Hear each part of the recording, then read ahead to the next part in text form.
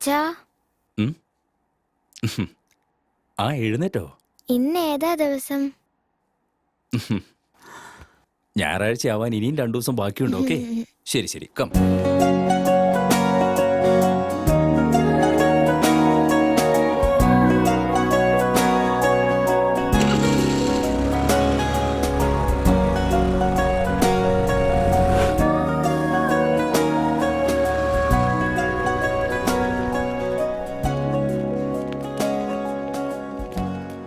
Tiffin box, water bottle, maths homework ബാഗിൽ വെച്ചിട്ടുണ്ടല്ലോ അല്ലേ?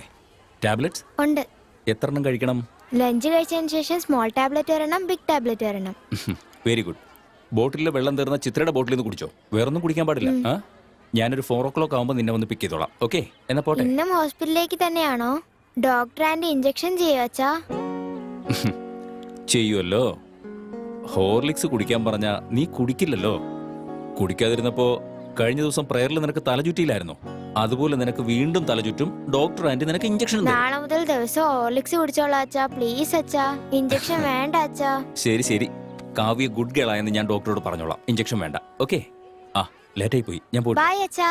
ബൈ.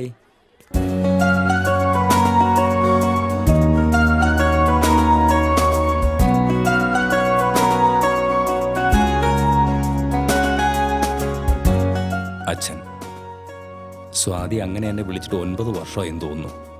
നിങ്ങളെ അച്ഛാന്ന് വിളിക്കാൻ നമ്മുടെ വീട്ടിലേക്ക് ഒരാൾ വരുമെന്ന് പറഞ്ഞിരുന്നു.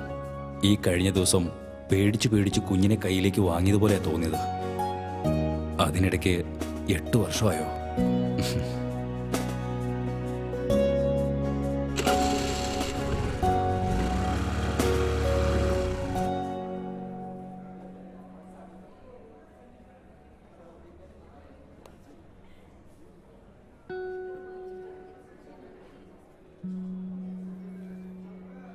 ചെക്കപ്പിനും മെഡിസിനും 500 രൂപ. വേറെ എന്തെങ്കിലും ടെസ്റ്റ് ചെയ്താലും അതിനും 500 രൂപ. മൊത്തം ഒരു 1000 രൂപ വിത്ഡ്രോ ചെയ്താൽ ബാക്കി 20,000 രൂപ അക്കൗണ്ടിലുണ്ടാവും. തലചുറ്റി വീണിട്ടുണ്ടെങ്കിൽ എന്തെങ്കിലും ക്ഷീണം കൊണ്ടായിരിക്കും. വെയിലത്ത് 20 മിനിറ്റ് പ്ലേ ചെയ്താൽ ആർക്കായാലും തലചുറ്റിലുണ്ടാവും. ഇത്തവണ ഭക്ഷണത്തിൽ പിടിവാശി പിടിച്ച പറയുന്നുണ്ട്. കാവ്യക്കൊന്നും പറ്റില്ല. കഥ എഴുതാൻ നോക്ക്. എന്താ ഇപ്പൊ എഴുതുക? ജീവിതം എന്ന് പറയുമ്പോൾ ജീവിതം എത്രത്തോളം മനോഹരമാണോ അത്രത്തോളം ഭയാനകവുമായിരിക്കും. ഇത്രയും സന്തോഷം ഉണ്ടാവുമോ ഡോക്ടറെ കണ്ടിട്ട് വരുമ്പോൾ? ലേറ്റാവുമോ? കാവ്യയ്ക്ക് വേണ്ടി കഴിക്കാൻ എന്തെങ്കിലും വാങ്ങിക്കൊണ്ട് പോകണം. ആപ്പിൾ ആപ്പിൾ വാങ്ങിക്കൊണ്ട് പോവാം. കോൺസെൻട്രേറ്റ്. ജീവിതം എന്ന് പറയുമ്പോൾ ജീവിതത്തെ പറ്റി എഴുതാൻ മാത്രം അനുഭവം എനിക്കുണ്ടോ? ഇല്ലെന്നുണ്ടെങ്കിലും എനിക്കറിയാവുന്നത് പോലെ എഴുതാമല്ലോ. പക്ഷെ എനിക്കറിയാവുന്നത് മറ്റുള്ളവർക്ക് മനസ്സിലാവുമോ? പഠിക്കാൻ പോകുന്നത് അവരാണ്. അവർക്ക് മനസ്സിലാകുന്നത് പോലെ എഴുതണം. അങ്ങനെയാണെങ്കിൽ അവരുടെ കഥ തന്നെ എഴുതേണ്ടി വരും. പക്ഷേ ആരുടെ കഥയപ്പോൾ എഴുതുക? ഒരു തവണ ഒന്ന് ചുറ്റും നോക്കിയേ. Even the most beautiful fantasies are born not of real life experiences. എത്ര വലിയ ഭാവനയാണെങ്കിലും യാഥാർത്ഥ്യത്തിൽ നിന്നല്ലേ തുടങ്ങേണ്ടത്? ഈ സമൂഹത്തിൽ ഓരോരുത്തർക്കും ഓരോ കഥയാണുള്ളത്. ഓരോ കഥകൾക്കും ഓരോ വഴിത്തിരിവുകൾ. ആ വഴിത്തിരിവുകളിൽ തന്നെ എത്രയോ അനുഭവങ്ങളുണ്ടാകും.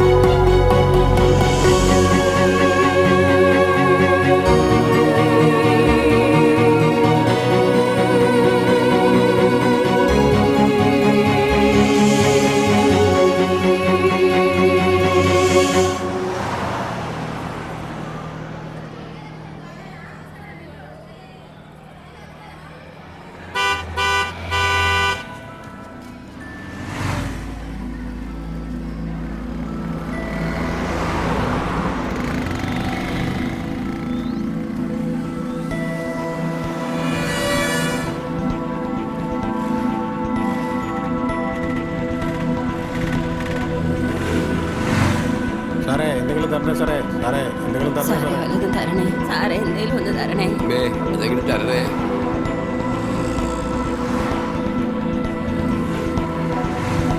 ഒന്ന് പോയേ പോയേ പോയേ.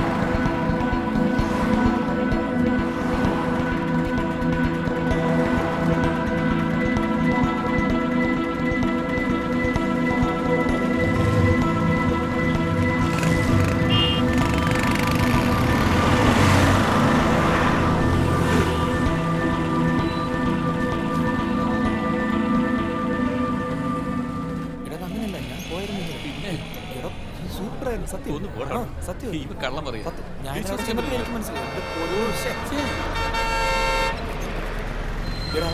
അവിടെ ചെന്ന് കണ്ടാൽ അത് മനസ്സിലാവത്തുള്ളൂ. നമ്മൾ ഇന്ന ഒരു കാര്യം മനസ്സിലാവത്തില്ല. നിങ്ങൾ വാ, നമുക്ക് പോവാന്ന്. എടാ നീ വരുന്നു. ഇവനെന്തോ ഇല്ലായിരിക്കും.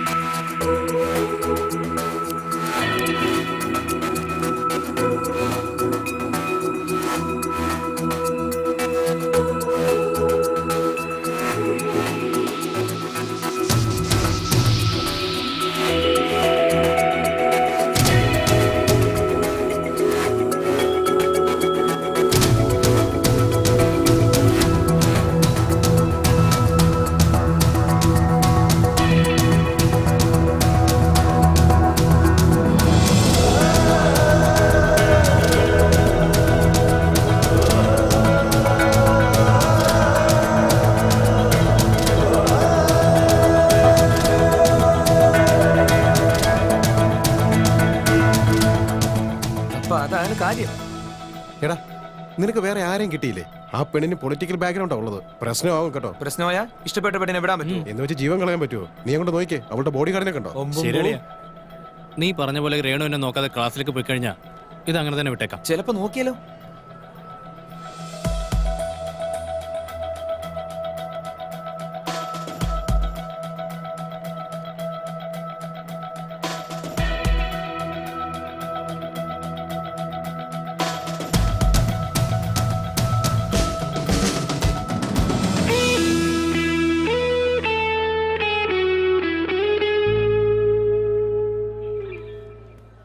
ഇനി ഇത് ഇവിടെ ഉദ്ദേശിക്കുന്നില്ലടാ. എടോ നോക്കിയടാ. ഇത് പണിയാവും.